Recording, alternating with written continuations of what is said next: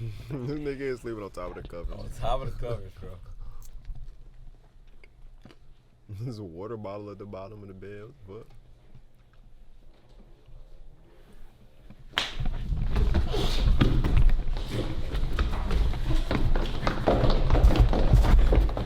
Ah!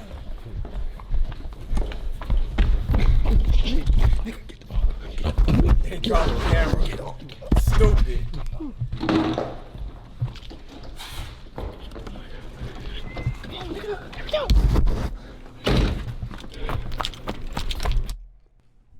Ready for this breakdown?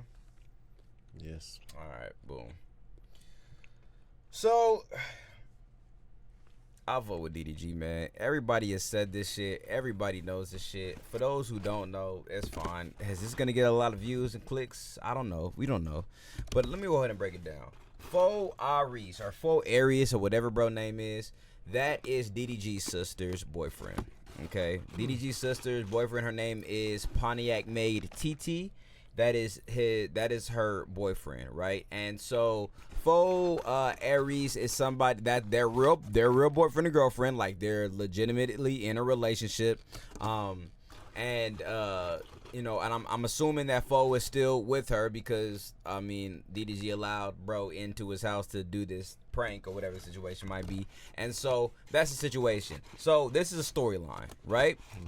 It's a storyline that's on YouTube. DDG, he makes storylines on YouTube to kind of like, you know, maintain, I don't want to say maintain relevancy. He's built a foundation off of YouTube. He has a fan base off of YouTube based off of the storylines that he makes in his vlogs. He doesn't just vlog his everyday life, going to the studio, collabing with artists and doing it and that. Nah, he actually incorporates like actual storylines within his family. That's how he kind of involved his family within the mold of YouTube, right? Like he made storylines in his vlogging to, it's kind of like a reality show where people kind of tap in, like Baddies East, Baddies West, or whatever. It's like a reality show, and it's like a series, and people follow it. And so that's how he incorporated his family. Dub is his brother, right?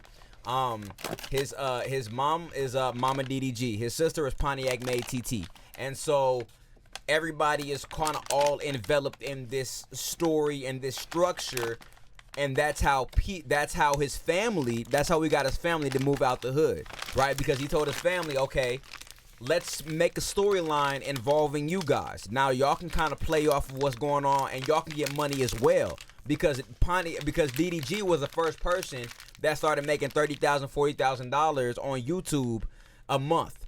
And so he was like, okay, so since people are interested in me, let me involve my family. That's the reason why all of his family is out here in LA doing their own thing right now, and it's famous because that's how he incorporated his family to move him out the hood of Detroit, Michigan. So that's what that is. Fo Aries is Pontiac Maid TT's boyfriend. And so this is a storyline that they're playing off of. And what's crazy about it is that I'm gonna tell you what's real life. There's a lot of lines that's blurred, right? I'm gonna tell you what's real life. What's real life is the fact that DDG is getting clowned on Twitter. That's a real life thing. But he's getting clowned on Twitter because people have already made these assumptions and these thoughts and these opinions on who DDG is as a boyfriend to Halle Bailey.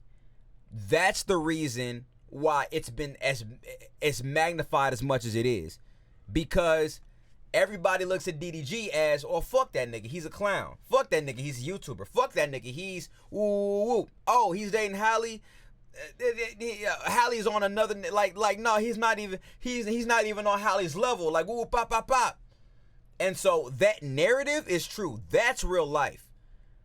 And so the fact that he had somebody come into his mansion and slap him and leave, that storyline is what people ran with to add on to the real life narrative of DDG being a clown because he's a boyfriend of Halle Bailey. That's real. The fact that he had somebody come into his apartment and slap him, that's not real. So you see, that gives you like more of a perspective and an in-depth like look into the propaganda and the feeling or the thought process of how people look at DDG automatically, because they think that this is a real storyline. They think when I was exposed to this, it looked as though it was a real storyline that legitimately happened from an outside perspective. But if you don't know DDG, and if you're not a fan of DDG and you don't know what he does, then you're gonna think to yourself that this actually happened. This nigga's a clown. Of course, a nigga would break into his house and slap him on the forehead and leave, because that's the type of energy that DDG gives off. Like, you're gonna think that. But if you're not a fan, if you're a fan, you know, oh, we see what's going on here. So that's the breakdown. That's literally what's going on right now. I think it's amazing. The marketing is genius, you know, because that keeps DDG's name relevant. I was just thinking to myself, bro's quiet. He hasn't really said anything much. You know, aside from the shit that he said about Halle Bailey, or playing into kind of like that Halle Bailey narrative with his girlfriend. And he's just been releasing vlogs and stuff on YouTube. Bro hasn't really been like in the headlines or whatever. And here we go, finding a way to get himself back into the headlines. It's funny. But yeah, all of this is just what it is. On the underlying aspect of this, I see why the ladies say what they say. Oh, wow. Okay. Because this is, from me being appreciative of the music he's made and some of the music industry moves he's made, I personally would think he could do something different. Right. To get his name out there. Right. This is you.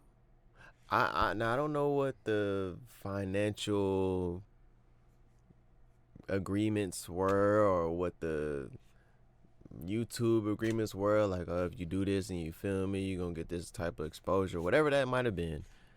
But it's like, you let somebody slap you in your sleep, act like they broke into your house when it seemed like the door was unlocked, and slap you and record it to be in the headlines?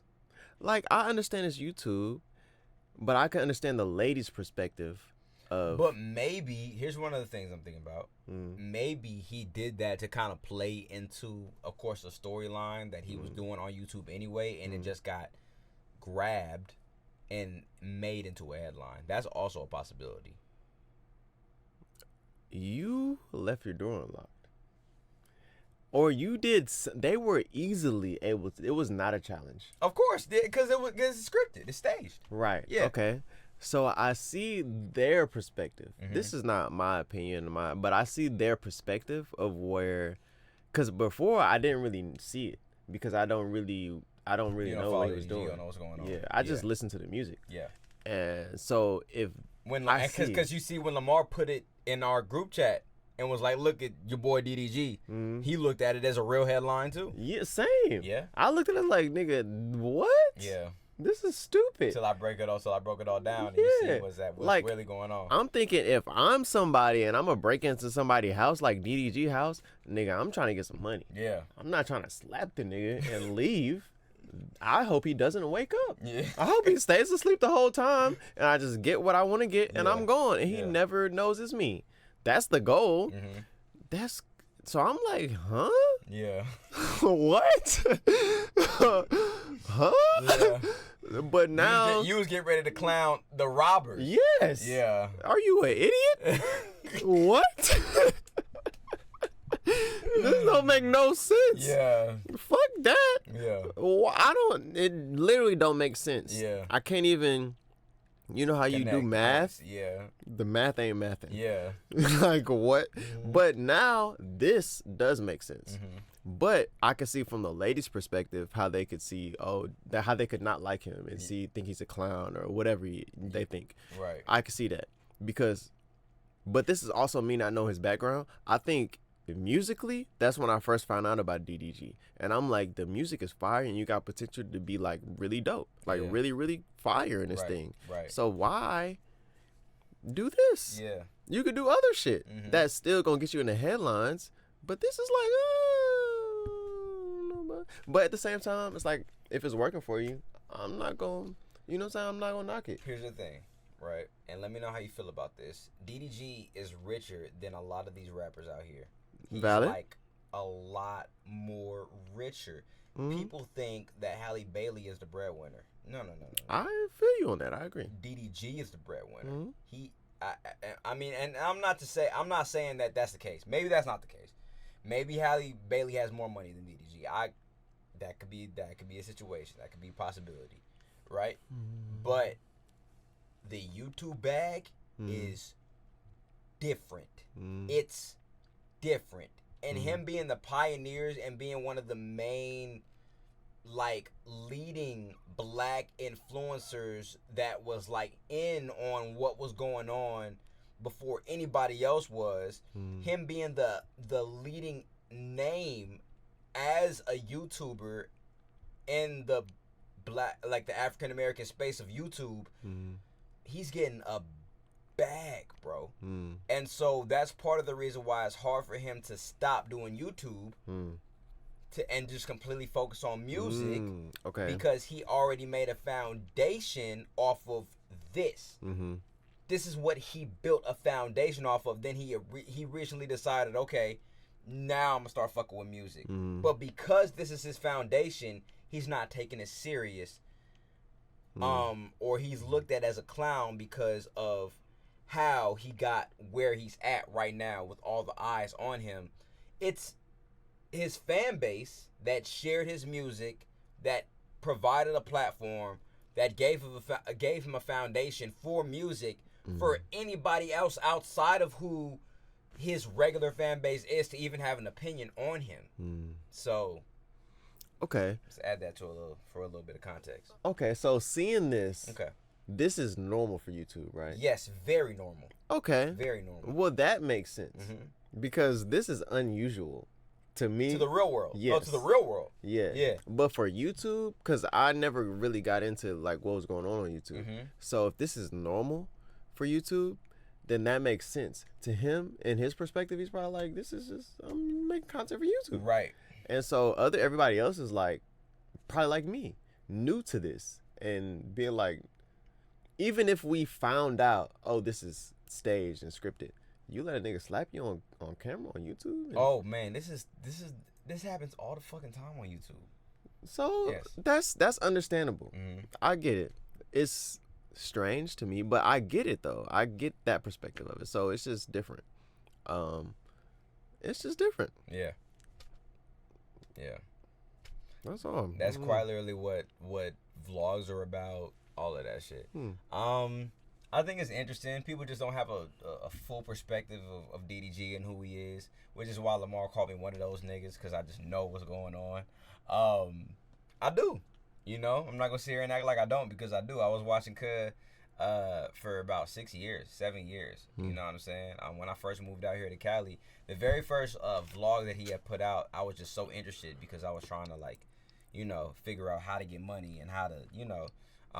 And I seen Cud at 19 years old get a BMW i8. That was the very, very first vlog I ever seen of DDG. And I was like, who the fuck? How do you feel me? At the time when he was 19, I was 21 or 22.